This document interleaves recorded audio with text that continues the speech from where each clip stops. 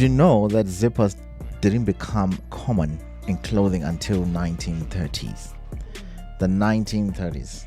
Imagine that. And that's actually quite recent if you think about That's it. very recent. That's 19 something, not 18 That's very recent. something. It's not even 100 years. Yeah. But you would think, with the way zippers are so relevant right now, you think it was a go-to thing. You know? No, it wasn't actually. You know? Buttons were the go-to before. Imagine that.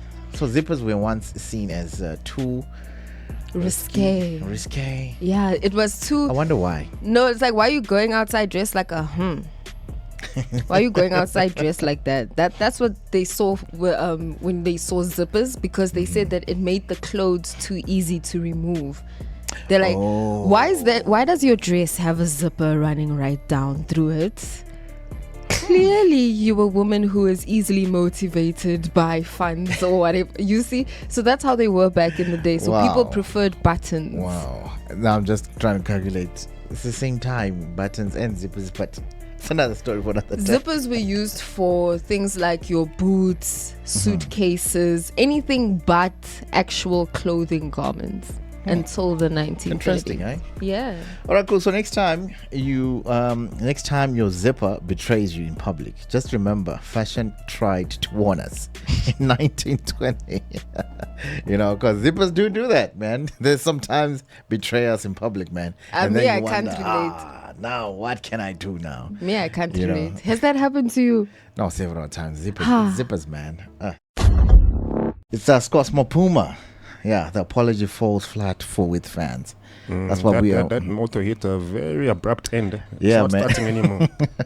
So Scott Maphuma, the Amapiano artist behind the hit song Shai Moto, has issued a public apology after facing a backlash for his previous arrogance towards the fans, hence his name that he's been given so far, Scott's Attitude.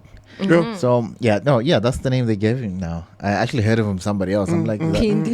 Yeah, it was Pindi on the Echoes of the City show. Yeah. So his comments about not always being in the mood to interact with fans and his refusal to take part and also take pictures sparked an outrage, leading to the performances, people not dancing to his music while he's performing. He calls out the venues. Other venues are also cancelling him, actually. Yeah. they're You actually know cancelling his we gigs. know when you speak about the crowd not responding to me, you know how terrible that must be, because number one, you come into the music industry as a youngster. You have your own dance that is related to you. For every song that Amapiano song has dropped, people always do the Scott Maphuma dance. Now here you are on the stage, almost 10,000 people are looking at you, and no one is replicating you. No one is doing your dance. People are just looking at you. People are just looking at you. Now you think it's just a man, verb. it's crazy. Yeah, it's crazy, man. But he issued an apology, man. And I don't know what you feel. Yeah, he was cutting. You was busy first using a scissor there, cutting leaves. Now you apologize. How are you going to take your apology serious, bro? Bro, why you gotta? You're not looking at the apology. Now you're looking at at the weed that he was cutting. So there was this event, was chopping. Vogue Lounge, that he was booked for the 31st of May, and they had an official statement, press release vibes, saying, at Vogue Champagne Lounge, the well-being and experience of our patrons remain our top priority. We have listened closely to your feedback and concerns regarding the upcoming performance by Scott Maphuma. As a brand that stands for community, respect, and inclusivity, we do not take your voices lightly. After careful consideration and with full respect for the sentiments expressed by our loyal guests, we have made the decision to withdraw Scott Maphuma from our entertainment lineup. We deeply appreciate the continued support, honesty, and engagement from our community. Vogue Champagne Lounge is and will always be a space where all feel heard, valued, and welcome. We'd love to hear from you. Feel free to suggest artists you'd like to see perform. But also, where's Vogue Lounge? I must stop these things, man. Why are they releasing statements, man? Because they had a huge event and people were like, we're not coming if he's there. real? Yeah. No, they were like, we're not coming. We're not gonna come. We're not gonna come. So they And it's the removed thing, people him from won't the come, lineup. Yeah, they won't. And they won't come. And now that you have invested as a venue, you have invested so much money on the gig, and you've paid all the artists, and you're running a venue. You're running a club, so you want people to come to buy the alcohol. And those people threaten you and say, we're not coming Because Scott is there. because Scott is there. So I mean, this has been And going. after witnessing what has happened in these past gigs as well, in the past week, obviously you're gonna be like, no, it's okay. It's bad guys. for business. It's bad for business. So this has been going on for about, I think, 2 months now since Scott came out with that outburst. Do you guys? I think we had spoken about this on surface level, but do you think he was he's still wrong for having that outburst, or perhaps he's got a foot to stand on and saying, listen, hey, I'm an artist, but over and above that, I'm a human being, and I need my space to be respected. I've been in this industry for many years, and there are a lot of celebrities who feel the same way, but they know to keep it to themselves. Sure. Because the last thing you want to do is make the people who support you angry or make them feel like And also, you just don't to, need them. just to add on to that, what DJ and also add on to what DJ Maphuma said, stay away from the podcast. Sure. This guy went on a podcast and he expressed that he doesn't care. Or that was I think Altitude, if I'm not Yes, mistaken. Altitude, Yeah, yeah, I think Altitude. then, and he said it with a lot of confidence. The next So day, the you see, backlash that that's came. when you see the podcast actually is killing a lot of people, but people don't know how to. Except You know, ours. Except for No, ours. no. Here You know what I think? Here we don't, I think ladies it's and a lack- gentlemen, we don't do that. When we invite you here, it's just positive vibes only. You know what I think it is? I think it's the lack of decorum, the lack of censorship on most podcast platforms. The fact that you feel when you go there immediately, you feel, oh, actually I can say anything and whatever I want to say on this platform. That on its own already, as an artist for you does not work to your favor. Platforms where there's some form of gatekeeping, there's some form of decorum. You know, okay, I can speak about certain things and I can only speak about this when asked about it. But if it's an open platform where you can just have a conversation, then you decide to run your mouth. At some point, you are going to say the wrong thing, and that thing can be detrimental to your career. And the presenter is not going to stop you. They're going to ask him. He wants numbers. So the more That's why they sensational created you the are, podcast. 100%. The more sensational you are about your comments, the better it is for him, because he knows, hey, if Scott said this, that means I'm getting these views on my podcast. You know what? Freedom of speech is there, guys. But there's just some. It's etiquette, if I may put it. You know, you just don't say some things. Just don't say them. We all feel some type of way about certain situations, but just let them go. Like, it's okay. Just don't speak about it. Yeah. But this is a good time to test my theory. The one where I would say, you know what? And any artist can do wrong, but they can be forgiven if they come back with brand new music. If they make good music, if they continue to make good music, all will be forgiven. So let's see. How would you turn out? But Scott Maphuma has fire hits. You think he can do better than he did then? The thing is, he decided that's the to do problem. this in the No, middle but, of cancel culture. Yeah, But- and but I was gonna let's mention look that at- as well. Cancel yeah, culture is pretty much it's in a hiatus, but it's still there. It's literally waiting for somebody to poke it. Once you poke it, it comes back in full revival. And right now, he poked it at the wrong cancel culture. Because the thing is, no cancel- one has been people haven't been cancelled in a while, so we've been waiting for someone to People cancel. are being cancelled. Like, look at Lady Zamar. She hasn't come back as true. yet. You know, and it's this is all love. We're just speaking about information that's out there. Yeah. You know, but I would say he would probably come back looking at maybe Drake. It's another study case that we're gonna be doing. You know what I mean? Like maybe Drake, because Drake came back. You know, and that was a heavy one. Like that was like, I think there's no artist in the world that went through what Drake went. You know, but he managed to come back actually. Imagine your diss track being performed at the Super Bowl. You hear the whole stadium singing a minor. But you know, my point is the mere fact that I'm a piano is so it like literally every day there's a new I'm a piano artist that's born. So if you're in the I'm a piano industry right now, I think the greatest thing you can do is to try to cement your position in that industry, because we can forget about you easily. There's been numerous artists that have come in and have gone, and Scott Maphuma might not be the only one of his talent. There might be others that are much more talented than him and can that's the thing. deliver. So if you are in the industry and if you have one foot in it, the last thing you want to do is take that one foot out and to literally bite the hand that was feeding him. And that's what he did. He bit the hand that was feeding him, and now there's no more food on the table. Now he's gonna go knock on other doors. People are gonna think, hey, I can't associate with you, because if I take you to this performance, I might get canceled. Yeah, imagine I actually watched a performance with him performing his song with Toss. You know, we could tell people wanted to cheer for Toss because Toss was amazing. Sure. Yeah. But because Scott was also on stage, People it were was laughing difficult. about it. They were saying that Toss is not going to want to perform with him I don't think again. Toss is going to do it again. Because, dog, the crowd, there's so many people in there, all just standing watching, Dead. I saw looking it. at you. And then you see There's the like same- one person dancing, but there's always that one drunk person, you know, they don't care. Maybe they don't even know what's going on, you know. And now you're on stage and you guys are dancing. Oh, man. Hey, that's I tough. saw footage That's of the most same toughest thing. crowd. Then Young Stunner was performing to the same crowd, and the crowd was loud, and they were jumping, they were excited, and people are like, this can't be the same crowd that Scott Maphuma was Exactly. I just want to give a shout out to our sponsor, Time Premium Gin.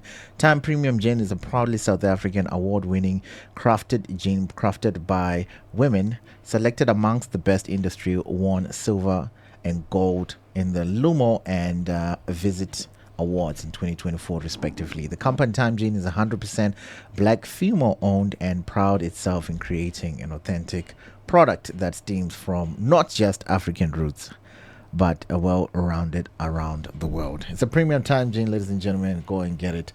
It is amazing. It's the Bogart Morning Show. It's Nyoviyolis. Nyoviyolis. Nyoviyolis. Nyoviyolis. Shout out to Nyoviyolis, man. Coming through with this one here. Let's go Kushoba. That's his name. Yeah. Nyoviyolis. Nyoviyolis.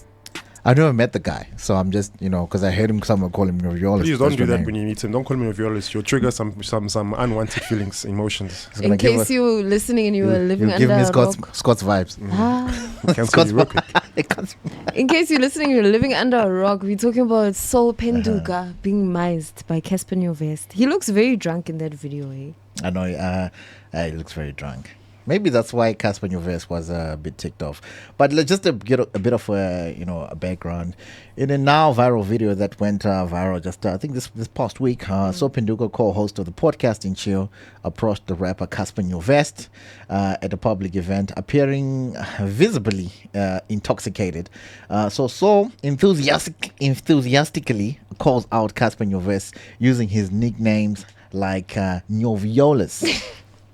And expressing affection because he's a fan, and because Cassper, however, remains unresponsive, Scott's move, continuing his conversation and effectively ignoring Sol's attempt to engage.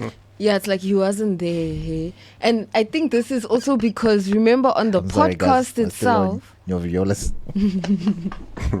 Remember the podcast itself, Sol and McG, they publicly questioned, Cassper's musical direction with the song Gushoban, and they were busy labeling it as TikTok music and stuff like that. So obviously he didn't take that well. So people are saying, what if he mised him because of that? It is possible. No, it's possible. Yeah.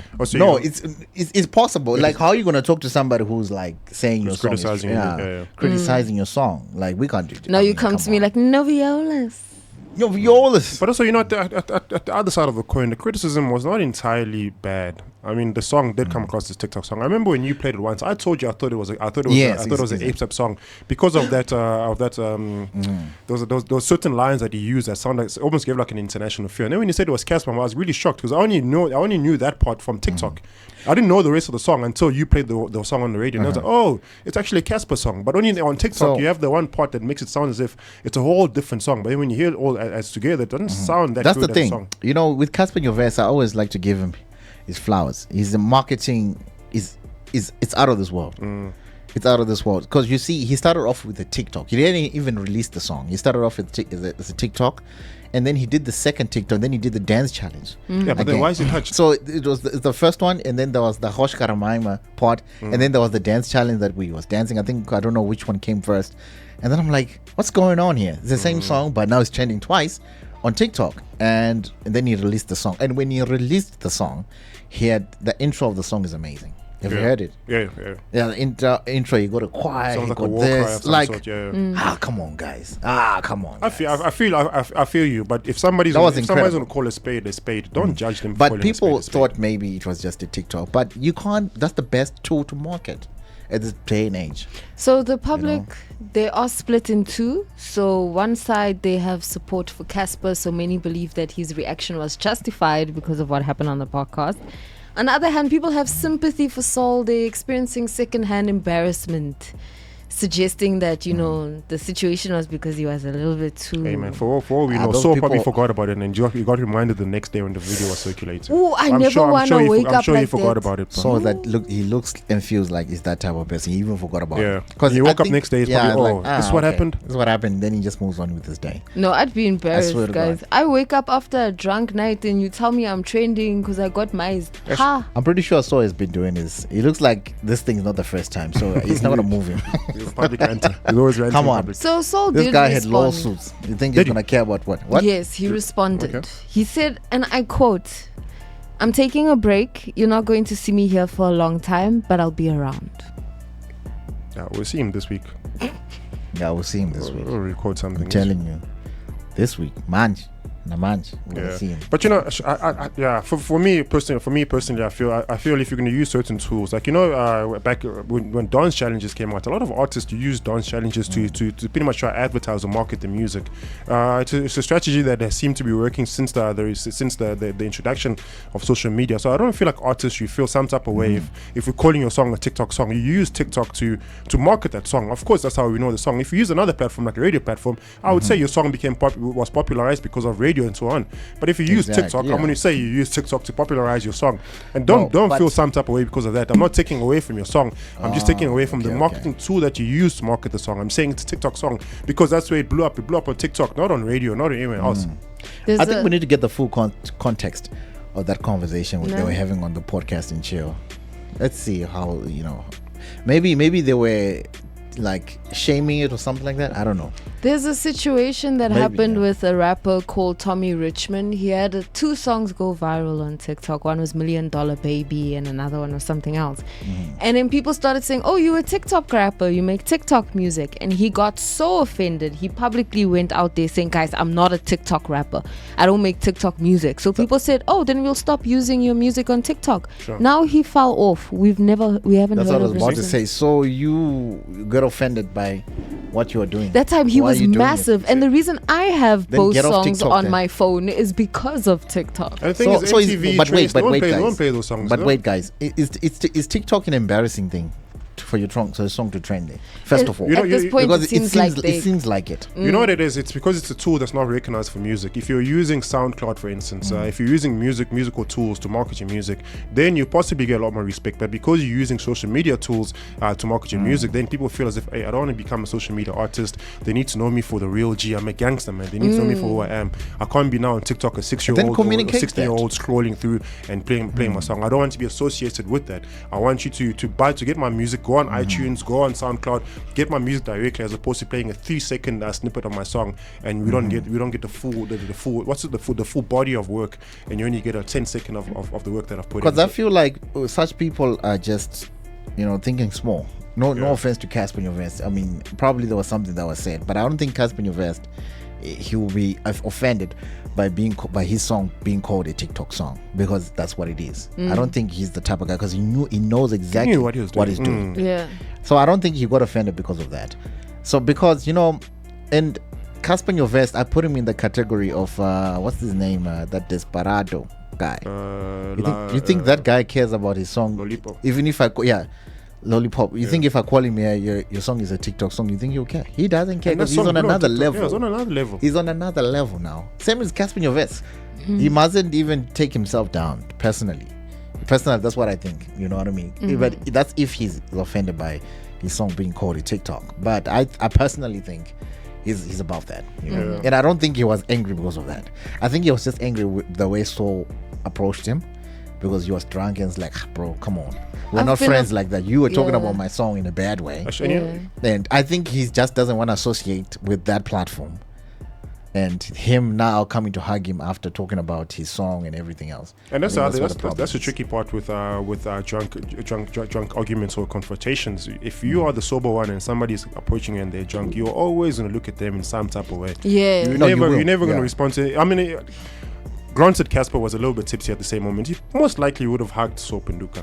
It's just the emotions were not in the same part. Cassper was possibly having a more serious conversation, so walked up and he's like, who's this guy interfering in my serious conversation? I'm talking to somebody here, and here you are making a rowdy noise because you're a junkie. You can't control yourself, you're immature. So you have all these nuances, all these answers because you are in a sober state, and the person in a drunk state is thinking, hey, I'm admiring this guy. I appreciate this guy. Let me call him by names that he doesn't get commonly called by. And for Sol's side, it's more so admiration, but for Cassper's side, it's more so offensive, or rather, Sol was being offensive. So, like you say, like they've split the industry into two, but I do feel that they need to grow some kahunas, they need to grow some balls, and just be men about it. So these platforms are out here for everyone to use to maximize in terms of minority benefits. And if you can't see that, if you're gonna get touched when we call a song a TikTok song, then you really shouldn't be using those platforms. And yeah, you shouldn't. And put me anytime, it's fine. On TikTok, let my song trend. It's fine. I'm okay with that. The greater dance, I wish I could create a dance. I wish my song can do that.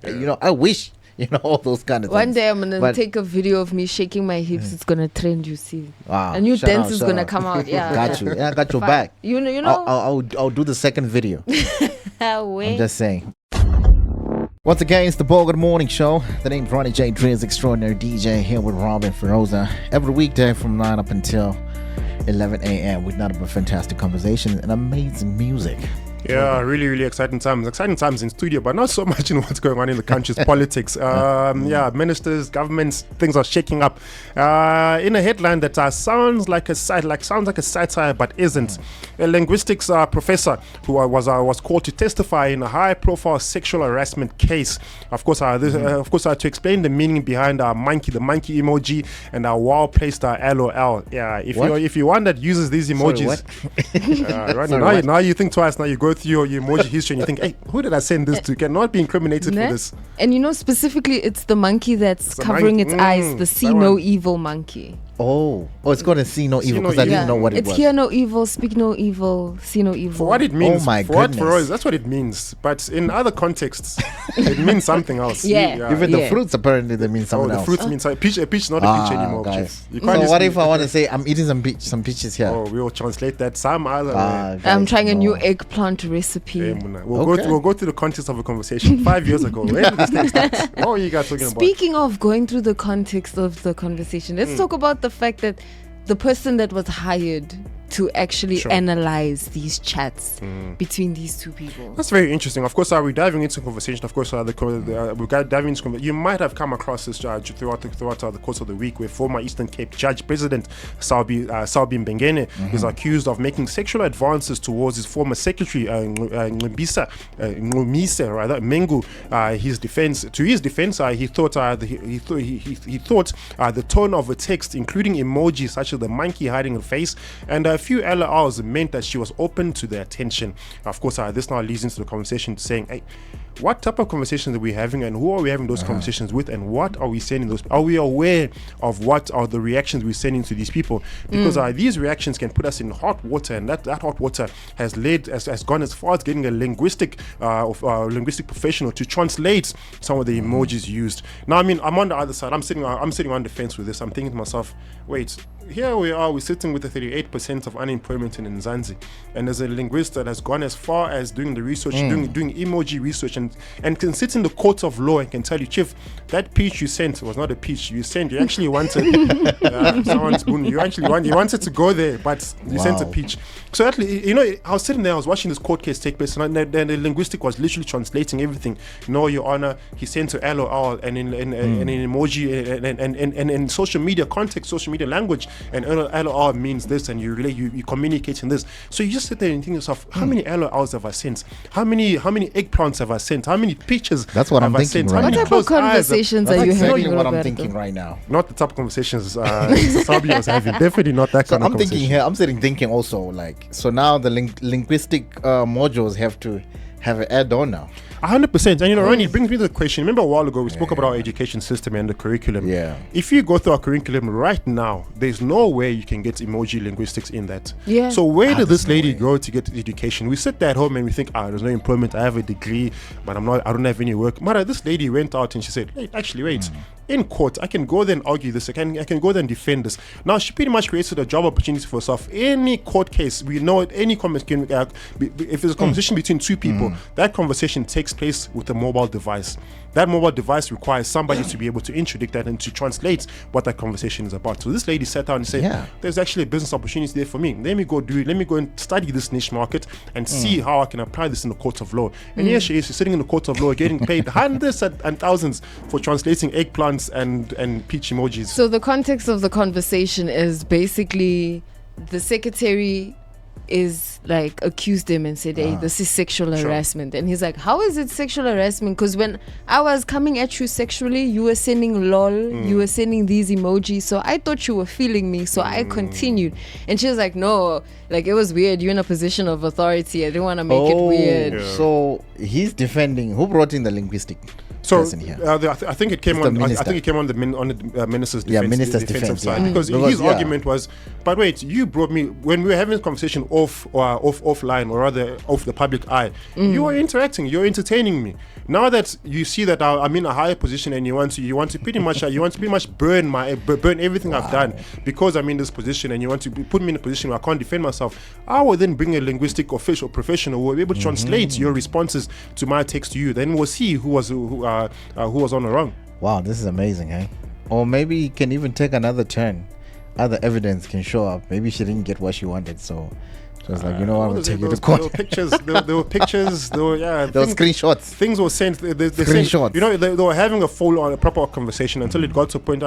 Sometimes I don't understand the full story of this, but I would personally sit down and think maybe Misa. Possibly someone on the side whispered in your ear and said, hey, listen, man, that's what happened. You are dealing with a big fish here.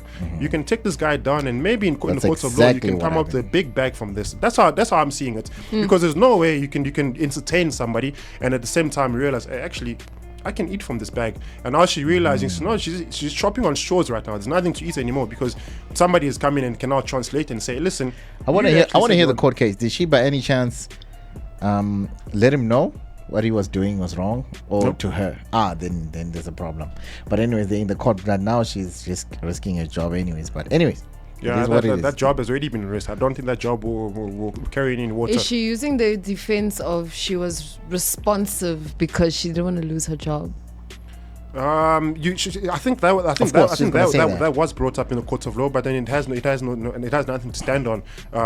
We can't tell your emotions. We can't tell your emotions via text. I can't tell how you feeling if you respond to me via text. You can always, it'll always be an assumption. But the fact that you've responded says that you're responsive to it and you understand what I'm giving you. It's not as if you had some mental challenge that prevents you from understanding the text. If I send you a text and a suggestive text and you respond with a smile or with something saying that you positively responding to it, that's what it's going to be translated in the court of law. They won't say you responded with a smile, but deep down you're actually angry. They don't know that. Nah, they won't know that. Yeah, man. But it's a tricky one. But let's see how the court case unfolds. Yeah, I just hope. Like I said, I'm on the fence with this, and on the fence, I'm standing with a linguistic professional who has literally opened up a huge amount, opened up a niche market for everybody else to sit down and think, hey, actually, there's job opportunities elsewhere, but we're always running after the doctorship. We're always running after the usual things. Engineering, teachers. Teachers. Literally, the world has evolved itself so much. Social, like Ronnie always mentioned right now. All you have to do is go on social media or open up an internet page. Go onto YouTube. You can learn anything. A lot of people have learned a lot of things from the University of YouTube, and trust me, they are making money off that. University of YouTube, UIT. UIT is the one. You are always telling me they don't that. know. I need to plug people. I'm always telling them like that. Because in the world that we're living, it's a digital era, and people are still fighting that. I don't know why they're fighting that. You need to be very innovative, because if you're not innovative in this day and age, you're gone. You're left behind. You're left behind.